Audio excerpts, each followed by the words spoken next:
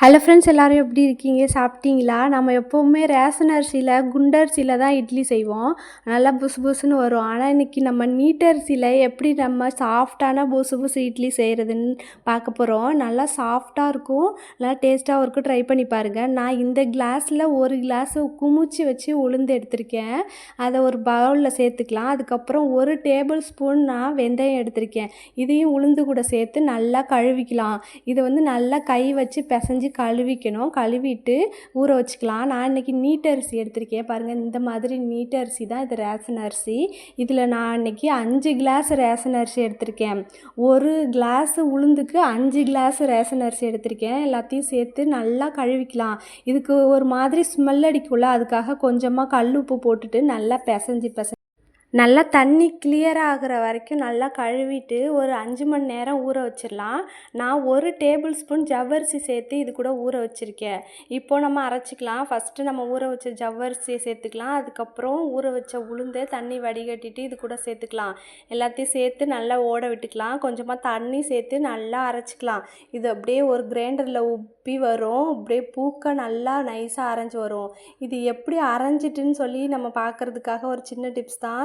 தண்ணியில் கையை நனைச்சிட்டு லைட்டாக தொட்டு பார்த்திங்கன்னா அது அப்படியே கையில் ஒட்டாமல் வரும். அதுக்கப்புறம் ஒரு பால் மாதிரி குட்டியாக எடுத்துகிட்டு நீங்கள் தண்ணியில் போட்டிங்கன்னா அது தண்ணியில் ஒட்டாமல் மிதந்துகிட்ருக்கும். அந்த ஸ்டேஜில் நீங்கள் எடுத்துக்கலாம். நல்லா நைஸாக அரைஞ்சி வந்துருச்சு. அதுக்கப்புறம் ஒரு பாத்திரத்தில் மாற்றிக்கிறேன். நான் இப்போது பாதி உளுந்தை மட்டும் ஒரு பாத்திரத்தில் எடுத்துக்கிறேன். மீதி உளுந்தை கிரைண்டரில் வச்சுட்டு அது கூட நான் அரிசி சேர்த்து நல்லா அரைச்சிக்கிறேன். நல்லா அரைச்சி எடுத்ததுக்கப்புறமா கொஞ்சமாக உப்பு போட்டு நல்லா கலந்துக்கலாம்.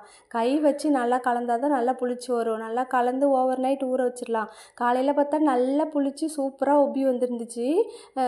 நல்லா சாஃப்டாக இருந்துச்சு. மாவு பார்த்தாலே தெரியும் நல்லா புளிச்சிருந்துச்சு. இதை எடுத்து நம்ம எப்பவும் போல் இட்லி செஞ்சுக்கலாம். அவ்வளோதான். இதில் ரொம்ப மாவு கொஞ்சம் கெட்டியாக இருக்கிறதுனால கொஞ்சம் தண்ணி, ஒரு அரை கிளாஸ் தண்ணி ஊற்றி நல்லா கலந்துக்கலாம். அப்போ தான் கொஞ்சம் சாஃப்டாக வரும் இட்லி. அதுக்கப்புறம் நம்ம இட்லி பாத்திரத்தில் நல்லா எண்ணெய் தடவிட்டு நம்ம இட்லி ஊற்றி வச்சுக்கலாம். இட்லி வெந்துட்டான்னு பார்க்குறதுக்கு ஒரு எப்போவுமே எல்லாருக்கும் தெரிகிறது தான். நம்ம கத்தி வச்சு செக் பண்ணி பார்த்தோம்னா அழகாக ஒட்டாமல் வந்திருக்கும். அதுக்கப்புறமா நம்ம எடுத்துக்கலாம். இது ஒரு சின்ன டிப்ஸு சொல்கிறேன்.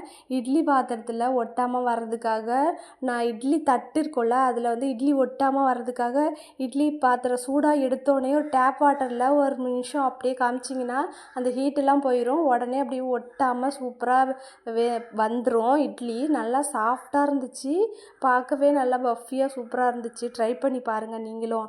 நான் இன்றைக்கி இதுக்கு ஒரு சட்னி அரைக்க போகிறேன். இந்த சட்னி செம்ம டேஸ்ட்டாக இருக்கும். இட்லி தோசைலாம் செஞ்சிங்கன்னா அந்த சட்னியை மறக்காமல் ட்ரை பண்ணி பாருங்கள். ஒரு கடாயை ஹீட் பண்ணிவிட்டு எண்ணெய் ஊற்றிக்கலாம். அதுக்கப்புறம் ஒரு டேபிள் ஸ்பூன் கடலைப்பருப்பு, 4 பல் பூண்டு, ஒரு கத்து கருவேப்பிலை, ஒரு பெரிய வெங்காயம் சேர்த்துட்டு நல்லா வதக்கிக்கலாம். 2 காஞ்ச மிளகாய் சேர்த்துருக்கேன். உங்களுக்கு காரத்துக்கு தகுந்த மாதிரி நீங்கள் காஞ்ச மிளகாய் சேர்த்துக்கலாம். இது கூட கொஞ்சமாக உப்பு சேர்த்துட்டு ஒரு தக்காளி சேர்த்துக்கலாம். அதுக்கப்புறம் ஒரு உருளைக்கிழங்க தோல் சீவிட்டு கட் பண்ணி இது கூட சேர்த்து நல்லா வதக்கிக்கலாம். வதக்குனதுக்கப்புறம் அடுப்பை ஆஃப் பண்ணிவிட்டு கொஞ்சமாக தேங்காய் சேர்த்துக்கலாம். சேர்த்து அரைச்சிக்கலாம். இதுக்கு ஒரு தாளிப்பு கொடுக்க போகிறோம். ஒரு கடாயில் ஹீட் பண்ணிவிட்டு எண்ணெய் ஊற்றிட்டு கடுகு, உளுத்தம்பருப்பு, கருவேப்பிலை போட்டுட்டு தாளிச்சிக்கலாம். இது கூடவே எவ்வளோ தண்ணி வேணுமோ அவ்வளோ ஊற்றிக்கலாம். நம்ம உருளைக்கிழங்கு சேர்த்துருக்கறதுனால தண்ணி நிறையா சேர்த்தா நல்லா தான் இருக்கும். உப்பு காரம் செக் பண்ணிவிட்டு அதுக்கப்புறம் நீங்கள் ஒரு கொதி வந்தோடனே ஆஃப் பண்ணிடலாம்.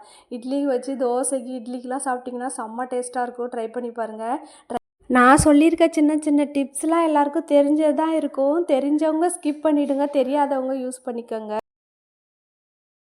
லைக் பண்ணுங்க, மறக்காம சப்ஸ்கிரைப் பண்ணுங்க.